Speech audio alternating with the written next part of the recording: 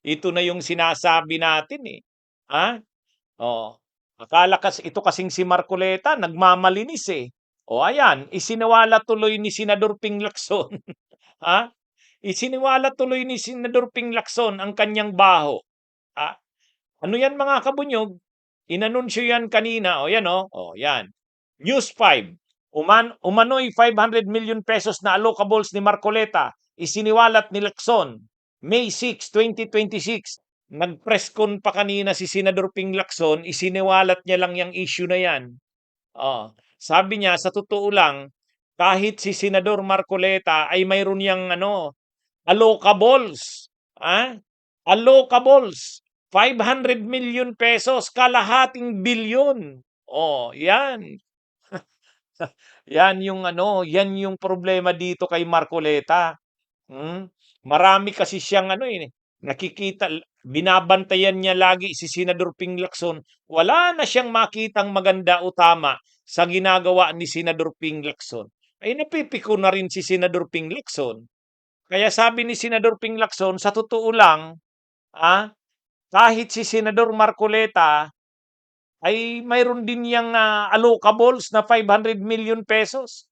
At yan ay pwede rin naming imbestigahan. Yun, mga kabunyog, mga kababayan. Yan, mga kabunyog. Yan ang problema, no? Kung akala mo, ikaw, wala kang baho, kung makapagsalita ka, parang perpekto kang tao. O, yan ay yung problema dyan. Medyo napiko na rin si Senador Ping Lacson eh. Kaya kanina, nag-press con si Senador Ping Lacson, yan, siniwalat niya na kanina. Sabi niya, sa totoo lang, kahit si Senador Rolante Marcoleta, mayroon niyang allocables, 500 million pesos. Hmm? Paano nalaman yan? Paano nalaman? Mayroon daw notes. Mayroong notes ang yumaong si dating DPWH Undersecretary Catalina Cabral, mayroon daw itong notes.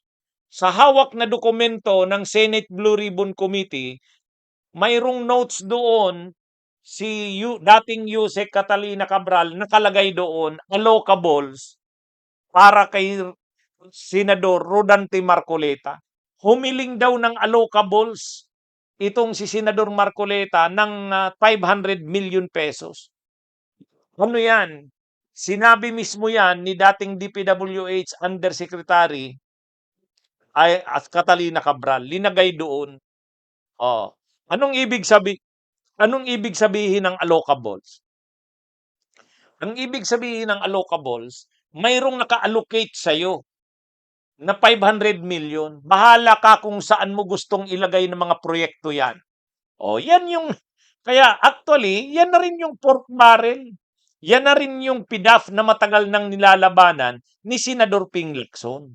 Si Senador Ping Lacson, may kay o may karapatan, si Senador Ping Lacson na magsasalita ng tungkol sa ganyan kasi noon pa, advocacy yan niya na yan. Nilalabanan noon pa ni Senador Ping Lacson ang mga pork barrel na yan. Yang mga pidaf na yan. Hindi tumatanggap si Senador Ping Lacson ng mga pidaf. Hindi yan tumatanggap ng mga pork barrel. Itong itong allocables na to, pork barrel yan eh. Ibig sabihin, mayroon kang naka-allocate sa'yo na 500 million pesos. Bahala ka kung saan mo ilalagay yan. Sabihin mo lang, oh, ay taga-Tarlac at taga-Pangasinan yan, ay taga-Tarlac at taga-Pampanga yan si Marcoleta. Halimbawa, sa District 3 ng Tarlac, magbilalagay siya ng 75 million flood control project. Kaya yung 500 million, allocables yan. Naka-care of kay Marcoleta yan, naka-note yan doon kay Yusek Catalina Cabral. O yan, in-expose na tuloy ngayon ni Senador Ping Lacson. Sabi ni Senador Ping Lacson, ang totoo, ang aking mga kasamahan na senador, marami yang mga pondong hawak eh. Kahit si Marcoleta, yan, mayroon yan, 500 million. Nakalagay yan doon sa notes ni dating Yusek Catalina Cabral. Yan mga kabunyog, mga kababayan. Ngayon, kaya yan ang problema ni Marcoleta. Hindi sana yan sinasabi ni Senador Ping Lacson bilang respeto nga, bilang respeto kay Marcoleta. Kaya lang hindi tumitigil eh. Kahapon, talagang gusto niya i-interpellate si Senador Ping Lacson. Nababastusan ng masyado. Nababastos ng masyado si Senador Ping Lacson. Hindi siya tinatantanan nito ni Marcoleta. O sige, hindi mo ako tinatantanan. Nag-press con ngayong umaga si Senador Ping Lacson. At sabi niya, pwedeng imbestigahan pa yan kasi hindi pa daw yan naiimbestigahan ng Blue Ribbon. Pwede daw isa ilalim yan sa investigasyon ng kanyang komite. Yan na. Yan na ang problema dyan.